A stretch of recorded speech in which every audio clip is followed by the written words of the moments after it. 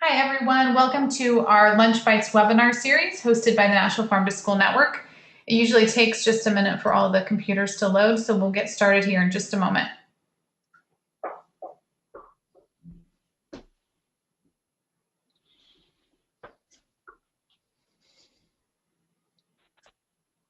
Okay, my name is Chelsea Simpson, and I'm the Communications Manager for the National Farm to School Network. Welcome to our Lunch Bites webinar series, which is held at noon Central Time on the second Tuesday of every month.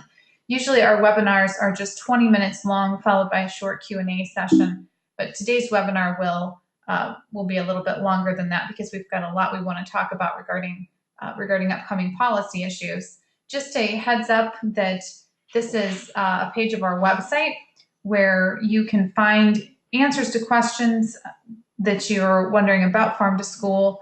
This is our network page. If you have questions that aren't answered during the day's webinar, we encourage you to visit our website, farmtoschool.org, which is where you'll find additional resources related to farm to school, including links to farm to school contacts in all 50 states, which is what you're seeing here.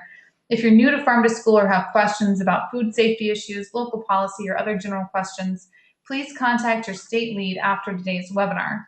While you're on our website, you can also join our network and sign up for email newsletters, which will let you know about future events and webinars like today's.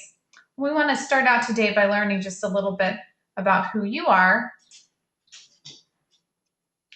And let's see here.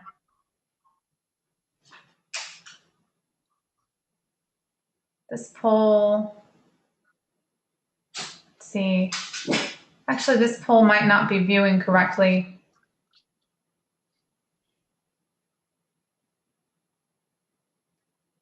The preview that I'm seeing for this poll says that it's part of another question. This question should be asking if you've attended our webinar before. So the answer is yes, no, and I don't know are related to whether or not you're attending one of our webinars in the past. So the preview it's showing me is a little bit different. So just in case it's not previewing like it should be asking you whether or not you've attended a National Farm to School Network webinar before. Okay, thanks everybody. We'll go ahead and move on to the next slide now. Wanted to let you know about a couple of our upcoming webinars, both of which relate a little bit to Farm to School Month. The first one is a special extra webinar that we're presenting on September 23rd. And this is just an overview of our National Farm to School Month campaign for 2014. And the other one is our special Farm to School Month webinar. It's Farm to School 101, and we're doing this webinar in celebration of Farm to School Month. You can find registration for both of these on our website, farmtoschool.org. And that brings us, of course, to today's webinar, which is Farm to School and the 2015 Reauthorization of the Child Nutrition Act.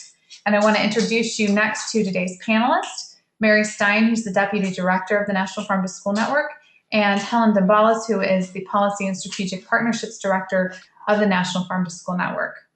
And without further ado, I'm going to turn it over to Mary Stein. Great, thank you, Chelsea. I am going to move to the next slide. Wonderful. So I'm thrilled to see such great interest in this webinar topic. We have well over 300 people signed up to participate in today's webinar. And as Chelsea mentioned, we have a full hour and lots to cover. We're going to start with a quick overview of the National Farm to School Network, and then do a big picture overview of the Child Nutrition Act. And then we're going to explore some of the gains that were achieved in CNR 2010, otherwise known as the Healthy Hunger-Free Kids Act. And then we will jump right into Child Nutrition Reauthorization 2015. And we will definitely have time for lots of questions, so looking forward to a very active discussion. Next slide, Chelsea. Thank you. So National Farm to School Network serves as an informational networking and advocacy hub. Through this network structure, we have representation at the national, regional, state, and grassroots level. We have a small national staff, regional leads in 8 regions, 8 geographic regions of the country, state leads in all 50 states and DC, and a 17-member advisory board, which has representation across a wide variety of sectors affecting farm to school. And then 8,000 plus members who are engaged on the ground with farm to school and farm to preschool programs across the country. Next slide, Chelsea. When we talk about farm to school, we're referring to three basic grounds. Chelsea, if you can go to the next slide, that'd be great. There we are, thank you. So the core elements are procurement. So basically the procurement of healthy, locally sourced foods to be served in school meals and throughout the school environment. The second core element being school gardens. So school gardens serving as experiential classrooms that provide opportunity for kids to better understand where healthy food comes from and connect directly to the experience of growing food from start to finish. And finally, the third core element of farm to school that grounds us in this work we do collectively is food education. Food education opportunities throughout the school environment, things that connect kids to healthy eating and serve to give them a better understanding of food and agriculture. Things such as taste tests, cooking lessons, farm field trips, nutrition education throughout the school environment, and a whole lot more. Next slide, Chelsea. So today we're talking about policy. Policy and advocacy is one of the core aspects of what the National Farm to School Network does as an organization. As I mentioned before, we are a network around three key areas: information and resources, connecting people to people through networking, and then the third is being a collective advocacy voice to address policy barriers and opportunities. And this is done at the school level, at the local level, at the state level, and ultimately at the federal level. And child nutrition reauthorization is an example of this work that's done through the collective network at the federal level.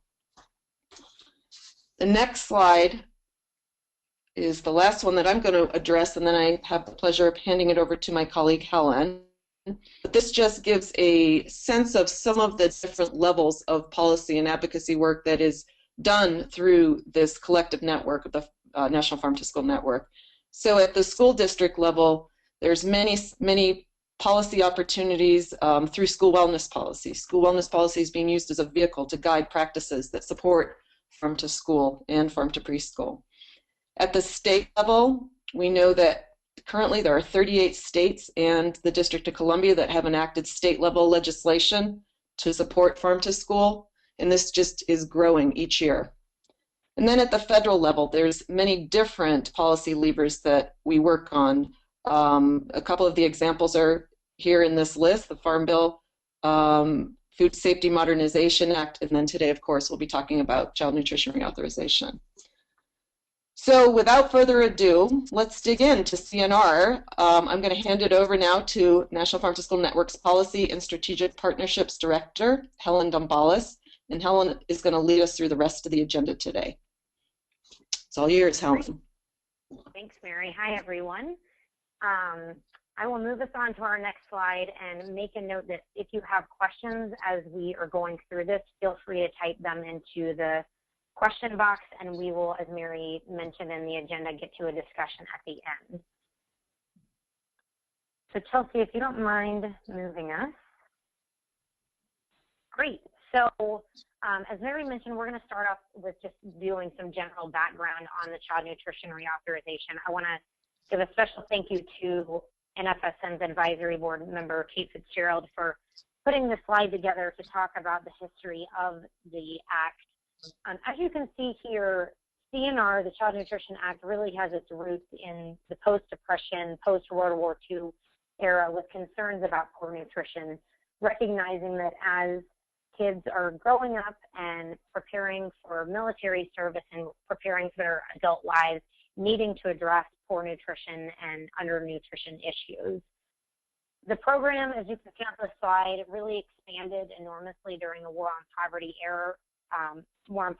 era, including an expansion of lunch, adding in the breakfast program, and then the WIC program for women, infants, and children, realizing that nutrition is not just about what happens during the school day, but needing to work with pregnant mothers and mothers with small children.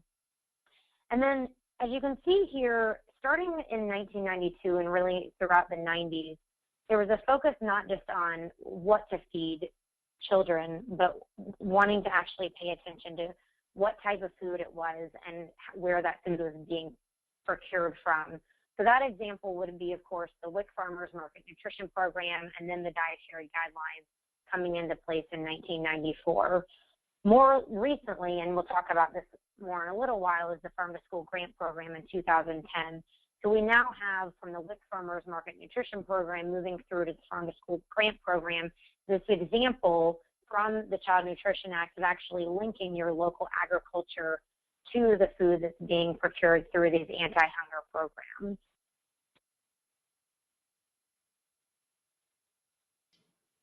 Helen, we're having a little bit of, it's not. Helen, this is Chelsea. We're having a little bit of audio trouble. So a couple people have asked if we could just speak up just a little bit and maybe lean towards your computer. And I had to take over the mouse to tell you this. So if you wiggle it again, it'll work for you. Okay, great, thanks. How's that for sound quality? I think it's a little better. Just keep trying to project. We'll see if it helps. All right, I'm on my phone, so I will talk loud. Thanks for letting me know that. So now that we've talked about the Child Nutrition Act history, just want to use this slide to talk about the policy process and give you an example of what that looks like in the context of the Child Nutrition Reauthorization.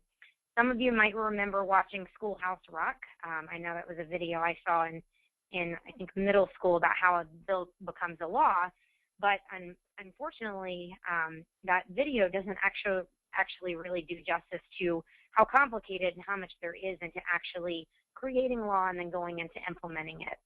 So we're going to start with the part of the policy process on the slide, the authorization. So that's when the law is actually written. You have your relevant members of Congress that work on writing that law.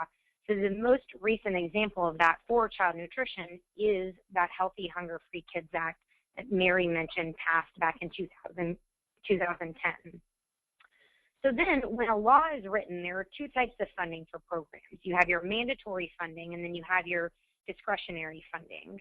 When you have a program that is written such that it can receive discretionary funding, then you involve this next step, which is the appropriations process. That's where on an annual basis, Congress gets together and they look at all of the things in law that could get funding, that could receive discretionary funds, and they pick and choose. They essentially decide what that pie is going to look like. How big are the pieces of pie for certain programs? For some programs not funded at all. So when you write the bill, you actually, or when Congress picks the bill, they decide how programs will be funded, and if it's discretionary funds, then it is, as the name implies, discretionary. You have to go and battle for that funding.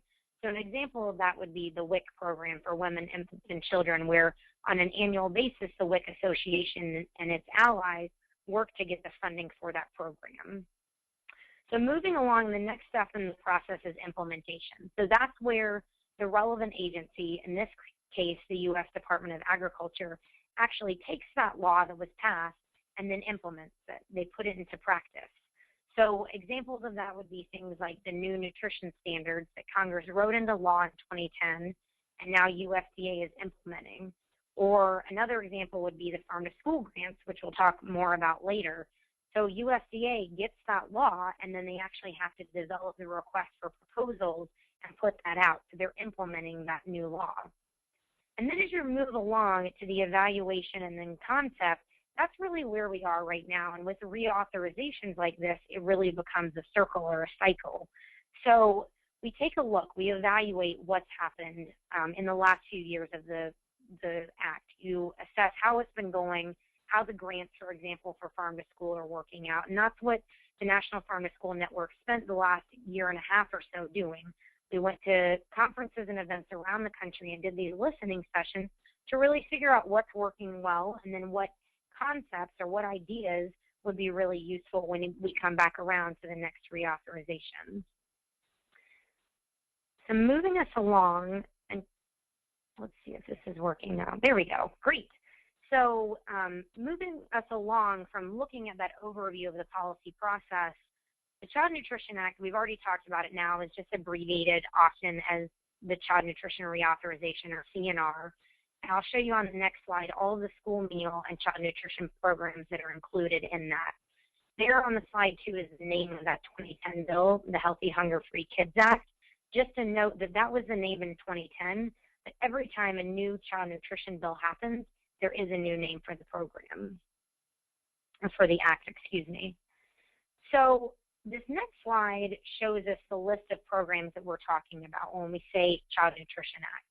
So it's your school lunch and your school breakfast programs, summer and after school, the Child and Adult Care Food Program, or CACFP. That's the program that addresses food needs for your early care education settings, so preschools, Head Starts, family daycare centers. And then it also addresses adult care, so places like senior centers as well, and includes an after-school component for at-risk youth. And then finally, we've already talked about the WIC and the WIC Farmers Market Nutrition Program. So as you can see, all of those on there are part of the Child Nutrition Reauthorization, and then specifically under the National School Lunch Program, you'll see that Farm to School grant that we will explain in a minute really provides an example of successful advocacy from the 2010 reauthorization. So in case you're wondering how to get involved, I wanted to put this slide in here to show you all some of the current relevant members of Congress. So when we talked about that policy process, I mentioned the authorization. That's simply where the legislation gets written. The Congress writes the bill. So in the Senate and in the House, you have your two, what they call authorizing committees. So for CNR, that's your Senate Agriculture, Nutrition, and Forestry Committee. And then on the House side, it's the House Education and Workforce Committee. So currently, the folks listed on the slide are the chairs and the ranking members, so the top Democrats and the top Republicans for those two committees.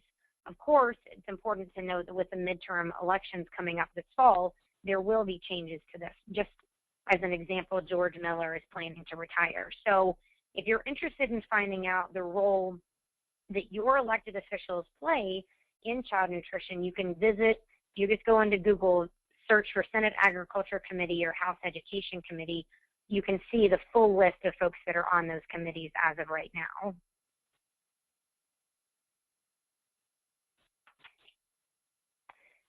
So just taking a quick look back at child nutrition, Mary mentioned earlier local school wellness policies are a great example of local policy that can be used to support farm to school. The 2004 Child Nutrition Bill actually required that starting with the 2006-2000 school year, all schools participating in school lunch in the National School Lunch Program implement or have written a local school wellness policy. So what we've seen is that some schools, when they're writing wellness policies, so identifying ways that they can improve wellness, actually list things that include farm to school activities like doing taste tests or farm tours or school gardens, the things Mary mentioned earlier. So that wasn't specifically about farm to school, but we've seen it be a great example of how CNR can be used to advance farm to school. And then in 2010, which we'll dig into more in just a moment, the advocacy community worked together to get first time ever mandatory funding for a USDA farm to school grant program. And then of course, moving forward for 2015, it is to be determined, and ultimately it will be up to all of us to figure out what CNR 2015 does for the farm to school community.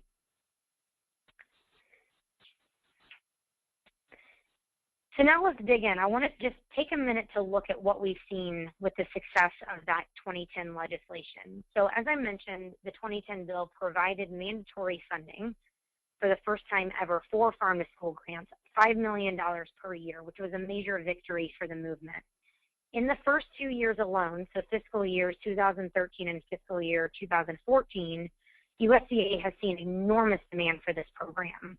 As you can see here on the slide, they've received over 718 applications and been able to award just 139. So if you want to do quick math on that, it's less than 1 in 5 applications are actually able to get funding. That said, USDA has done an amazing job in implementing the awards, and so far, as you can see here, Over 15,000 schools and over 4.5 million students have been reached and served by that program. So looking forward ahead now to 2015, we've talked about the general history of CNR, and we've talked about what's happened more recently. Now it's time to really start talking about the road ahead. So this summer, the Senate, again, the Senate Agriculture Committee is the responsible committee in the Senate, held 2 hearings for CNR. One of those really focused on the why of school food, and then the latest hearing focused on the how. We actually had the pleasure of getting to work with one of NFSN's advisory board members, Betty Wiggins, who oversees school food for Detroit Public Schools. She testified at that second hearing and was able to speak to the wonderful value that she's seen farm to school play in her school district. The House has not started hearings. The Senate also does not plan to do any more in the rest of this year. And really a big thing, as you can see on the slides, are those midterm elections that are coming up in early November. At this point, folks are kind of geared up to get home and start campaigning. So we don't really see any major movement from Congress until after the new year. However, just as a reminder, the bill expires at the end of September. So once they come back to town after the new year, Congress is going to be ready to move, and they're going to want to move quickly, which is why all of us are going to have to be ready to go, because there'll be just 9 months between the time they come back from the new year and the bill actually expires. And a lot has to happen during that time to have more hearings, really start debating and talking about what the new legislation is going to look like. So a few things to note as we think about gearing up for 2015, just comparing it to how things were in 2010. When we think back to the 2010 bill, we recall a lot of major gains. For the first time ever, Congress provided additional funding to pay for school meals, so 6 cents per school lunch. And attached to that funding are the new nutrition standards to actually make those school meals and really the overall school environment a lot healthier. Of course, also, as we talked about, Congress provided federal funding for the USDA Farm to School Grant Program for the first time. So as you can see on this slide, although we know that we have made all those major gains back in 2010, things are just different now. We have a different political climate. Things are more polarized. We also have a tighter fiscal climate. So as we've seen in the last few months, looking at the nutrition standards debate that's already started, we really know that things are just going to be more defensive than offensive than they were in 2010. So with the farm to school movement specifically, one of the things that we'll need to do, of course, is speak about the benefits of that USDA Farm to School Grant Program to make sure that we protect and can really advocate for that program moving forward. So I wanted to put up a slide about some of the emerging issues, and these speak beyond just farm to school, but I wanted to make sure that folks are aware of the bigger context. So these are issues that I've heard about at coalition meetings and that many of our partner organizations plan to work on. So one is universal meals, or expanding the provision from 2010 for community eligibility. So this is about meal access. So for example, universal meals would look like not having categories for free, reduced price, and paid meals, but rather just the ability to provide meals to anyone who wants them. Another issue that some folks are talking about is actually getting more money for the school lunch and the child care programs, recognizing that although we got the 6 cent increase in 2010, there's still more that can be done. Senator Gillibrand in the July hearing that I mentioned earlier talked about the need to do something more in the realm of 35 cents to actually be able to pay for healthy food for kids. Another thing that many groups are focused on now is maintaining those nutrition standards that I mentioned were established in 2010. And then a newer issue that keeps coming up in meetings is more time for kids to eat lunch. By the time kids go through the lunch line, sit down, and then have to eat their food and then get up to leave, there really is not much time. And I think this one is particularly relevant and interesting for farm to school, because when we think about farm to school, it's really about experiential food education. We're wanting kids to appreciate and take note of where these foods are coming coming from and what the tastes are like and how it's different from something they may have had before. So when kids don't have enough time to eat lunch, they're not able to experience that value that farm to school brings. So some groups are talking about trying to advocate for more time for kids to eat lunch, which is certainly something we would support. And then two last things I want to mention. One is funding for the school food service equipment.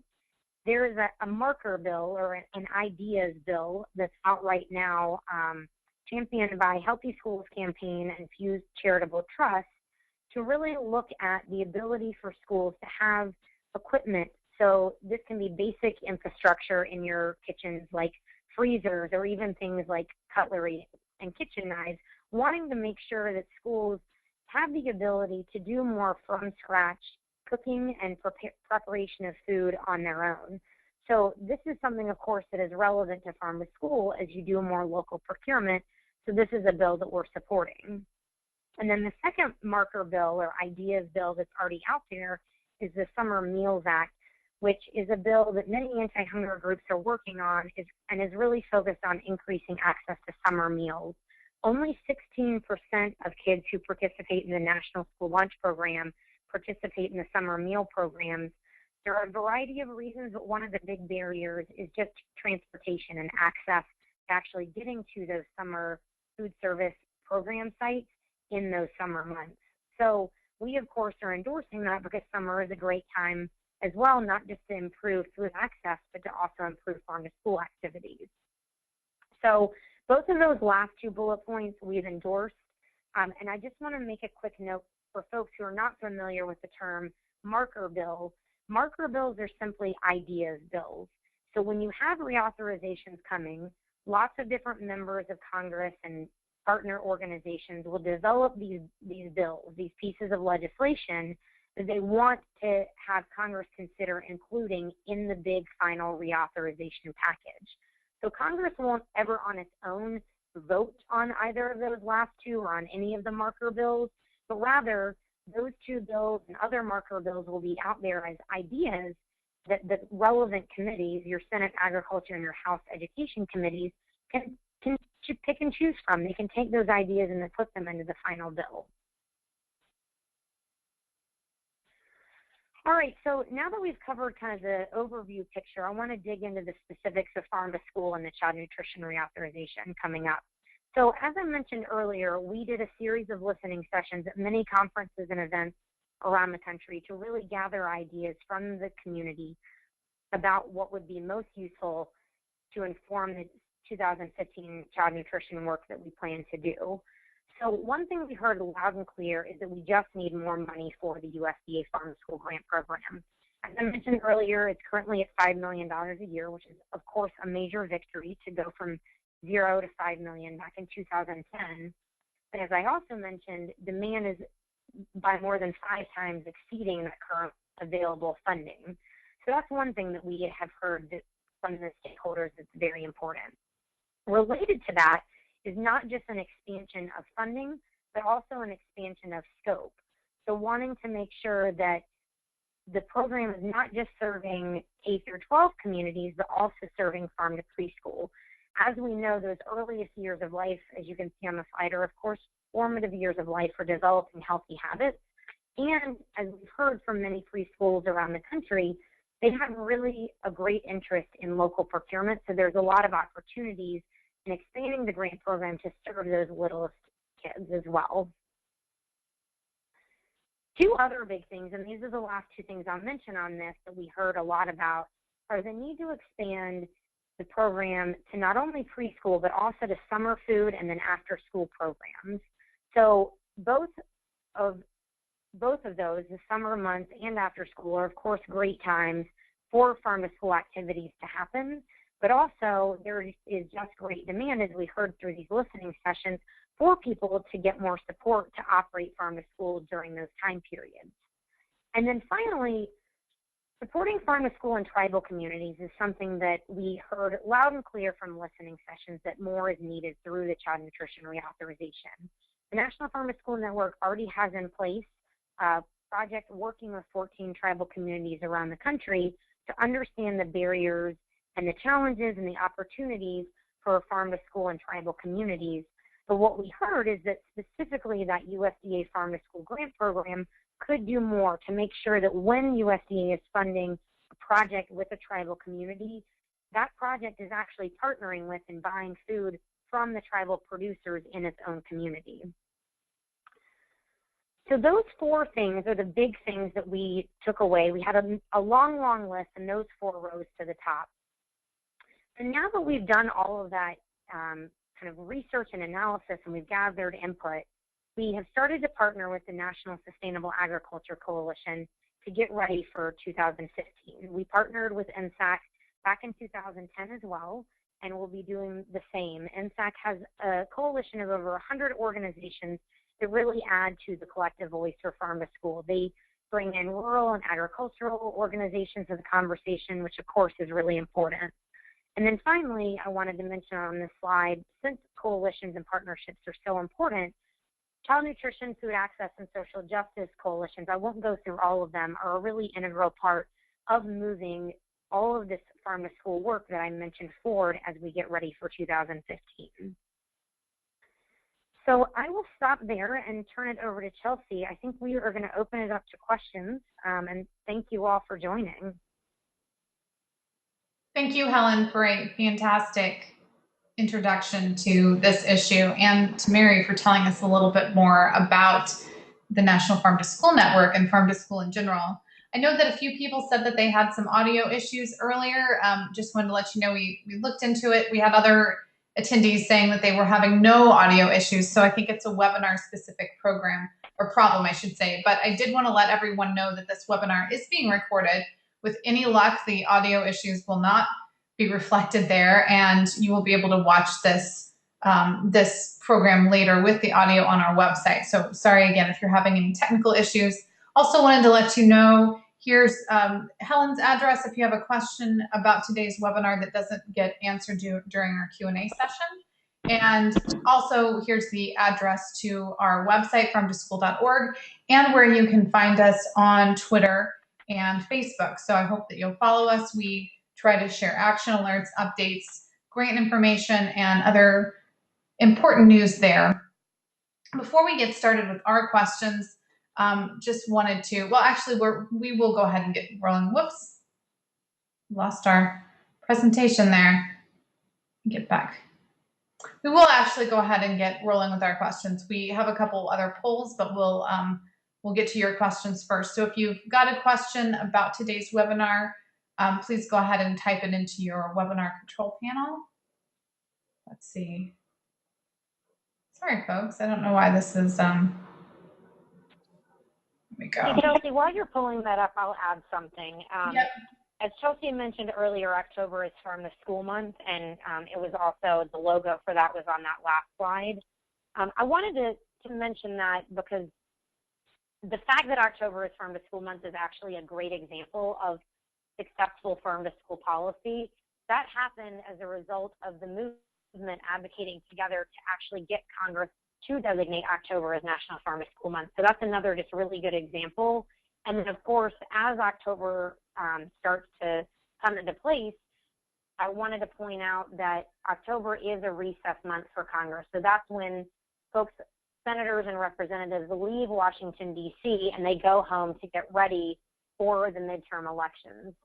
All of the House members are going to be up for election, and about a third of the senators are up for re-election. So since October is Farm to School Month, and since your elected officials will be home, I just wanted to point out that that's a great time for you to invite them to go on a farm tour or to take a visit to your school and come to your community and show Farm to School in action. Thanks, Helen. That's a great reminder. And I've got an easy question to get us started. Helen, you mentioned that 38 states currently have state-level school legislation. Where can attendees access that list and more information about state-level policy? Great question. And I'm glad Mary mentioned that. State policy is a really important part of the Farm to School advocacy overall. If you go to our main website, farmtoschool.org, up at the top you can click on policy. That'll take you to our policy webpage, and from there you just scroll down about halfway.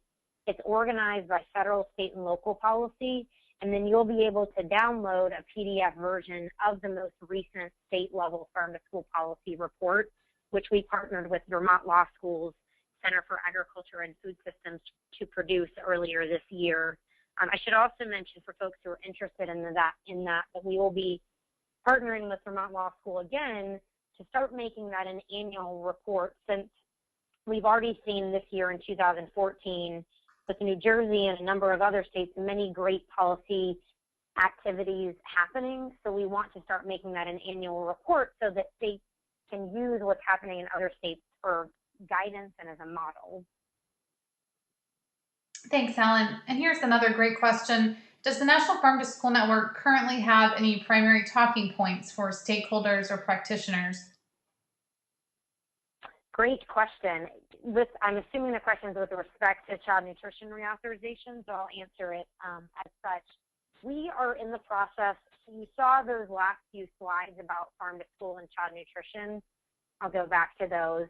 So I would say for right now, for example, if you're wanting to organize a meeting with someone to talk about farm to school and CNR, use these talking points. Really the most effective thing, honestly, is to tell your story. I say this a lot, that I'm not a farmer, I'm not a food service director. You all are the folks in your communities that best understand what works for farm to school and what the barriers and challenges are and how this federal legislation could be improved. But I think for now, talking about if you are a USDA farm to school grantee, talking about how successful it's been and why that's mattered to your community. If you applied but didn't get one of the grants, that's an opportunity for you to talk about why more funding for that program is needed. And then, of course, the other things on here are expanding the scope to preschool, summer, and after school, and then support for tribal communities. So we will, in the months ahead, be making actual talking points and one-pagers and resources. So stay tuned for that through our newsletter and through our blog for sure. And this is Mary speaking. I'd like to add to that too, Helen. Thank you for that. For those of you who are looking for broader resources on just speaking to farm to school in general, what is farm to school and the benefits of farm to school, we have great resources on the National Farm to School Network website relative to the basics of farm to school, getting started, and then also a wonderful document that's my go-to document all the time called The Benefits of Farm to School, and those are in our searchable database. And Mary, this is Chelsea. Those are also easy to find on our About Us pages as well. There's some basic information about explaining farm to school there. Here's another question about advocating. As cafeteria workers and the minimum wage movement gain traction, what do you see as the role of cafeteria workers and other school workers in advocacy? Great question. So as I mentioned just a moment ago, you all, folks on this webinar and the folks that you work with really are the voices for the movement. So the question specifically is about cafeteria workers.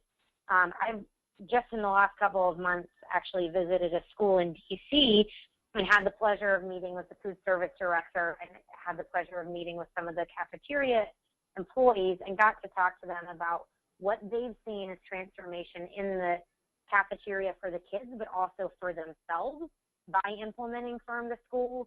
So they got to talk about really great examples of how the school gardens and how buying more local products from farmers has changed not only their lives, but their kids' lives or the kids that they are serving. So I see an enormous role for cafeteria workers to play in talking about what the cafeteria environment looks like and how farm to school can be part of the transformation to make it an even healthier school food environment. And Helen, here's another one about another group of folks. What about engaging youth and students? Will we have any advocacy tools or suggestions for engaging them in advocacy work? That's a great question. Yeah, so, both of these questions I think are highlighting something that's really great about farm to school and great about farm to school advocacy is that there are so many folks that can be involved. Mary mentioned earlier in the webinar that there are so many sectors that are involved in farm to school, whether it's farmers or youth, the students themselves, or cafeteria workers, or parents, or principals. So really, ultimately, what we want is for all of the folks that can be and are touched by and impacted by farm to school to be involved in the advocacy work. We have not yet specifically prepared materials for youth advocacy, but what I would say is that as we, look forward to this work in 2015 and think about opportunities, we will obviously keep that in mind. I think that, oftentimes students, because they're the ones, sitting at those tables in the cafeteria eating the food, I think they can sometimes be the best advocates, the most effective advocates. I've seen it work with other campaigns or other work, and I certainly would suggest, keeping in touch with us about that. For example, if we were to organize an opportunity for a Hill briefing or a fly-in, I think it would be really great to involve the youth themselves in speaking about farm to school. Thanks, Helen. We're going to ask all of our attendees another question now, and just want to get a little bit of feedback about everyone's interest in future involvement. So we'll wait just a minute while everyone has a chance to answer the poll that we just put on the screen. And then we'll continue. We've got more time for a few more questions. I want to address one of the questions that came in that's not as policy related. I have a couple questions about additional resources involving both procurement and curriculum. A couple folks asked if we have resources related to those topics, and we do. And you can, in fact, search by those topics on our search in our search area on farmtoschool.org. I also got a comment that someone was having trouble reaching the website, so I checked. It is up and working, so you might try putting in the URL again if you had trouble a moment ago.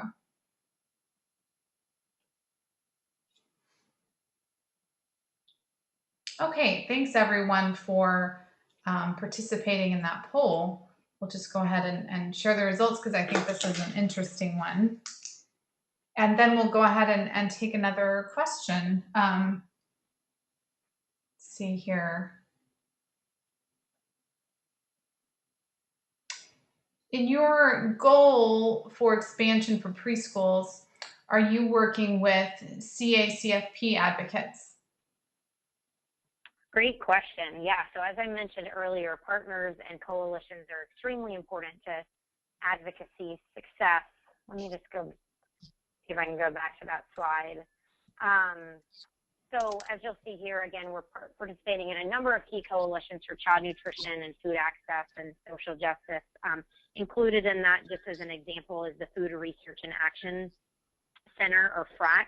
I talked with FRAC, actually ran into someone yesterday, and I'm planning to connect with them later. FRAC is one of the lead advocacy organizations for CACFP, and then we've also talked about reaching out to the CACFP forum as well.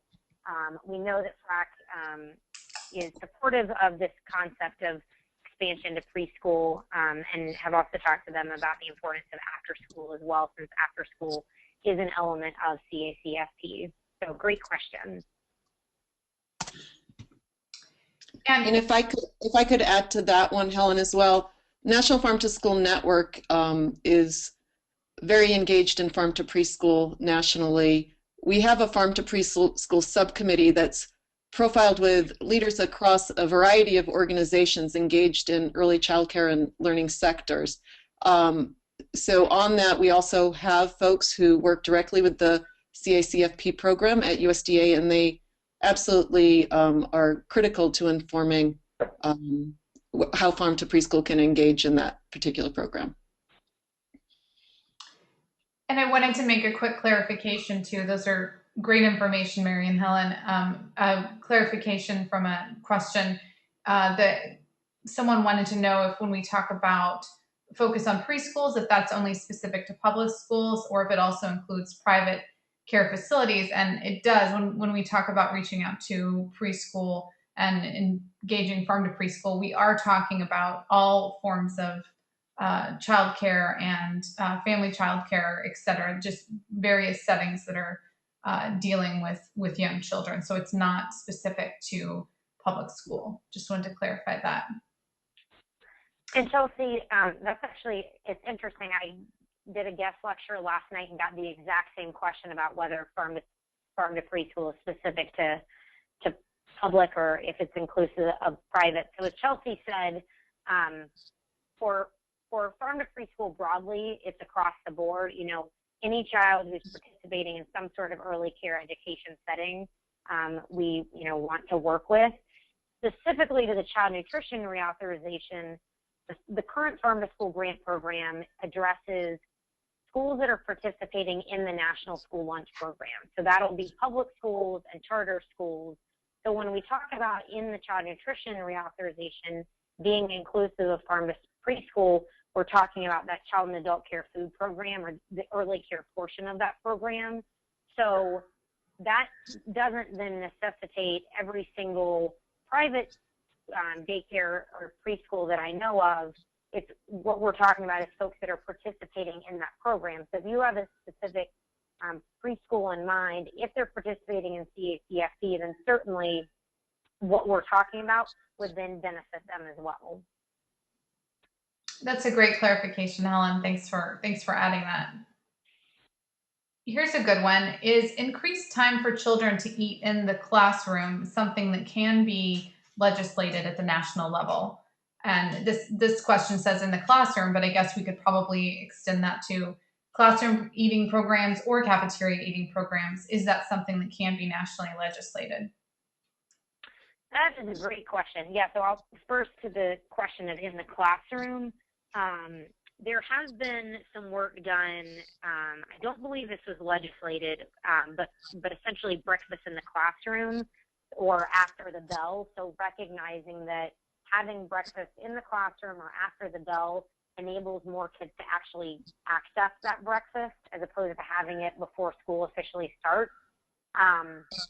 So just want to address that point about eating in the classroom. In terms of just in general making more time for kids to be able to eat, my understanding is that yes, that is something that we could legislate. I know I've had folks in the Senate bring it up with me, and then a number of partner organizations at coalition meetings have brought it up in the context of CNR.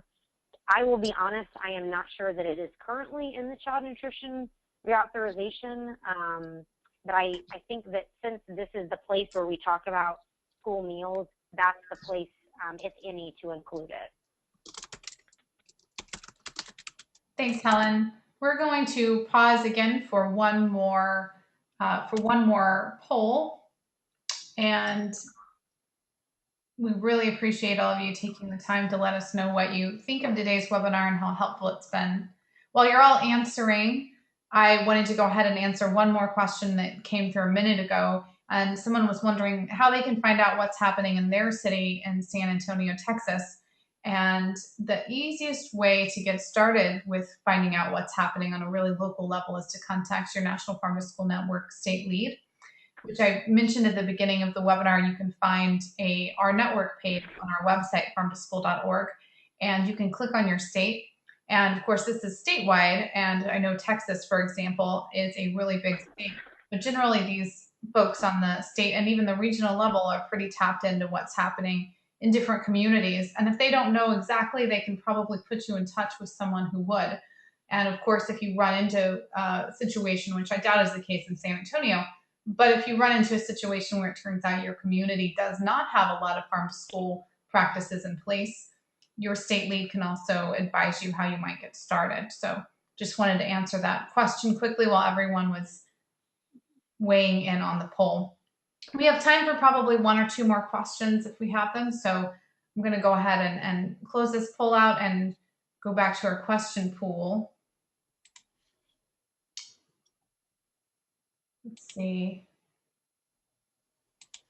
I'm actually not seeing a lot of additional questions right now, besides a couple general ones about whether or not the webinar has been recorded, which it is, and an interest in having access to these slides, maybe to do additional presentations or present them, which I think we should be able to add these to our website, or and we can check on that afterwards. that should be fine. We will not be emailing the slides to attendees. If we're able to share the slides, we'll post them on our website. Our webinars are stored on the resources page, by the way, and you can get to them quickly by selecting resources in the search area. So I think, yeah, Chelsea, I don't think that should be a problem.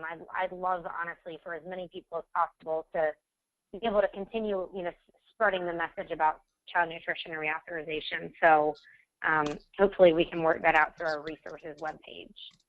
Thanks, Helen. That's great to know.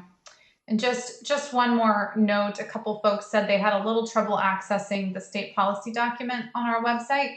And just to note that it's a big file, and a couple other people are weighing in now and saying, oh, it did download, it just took a little while.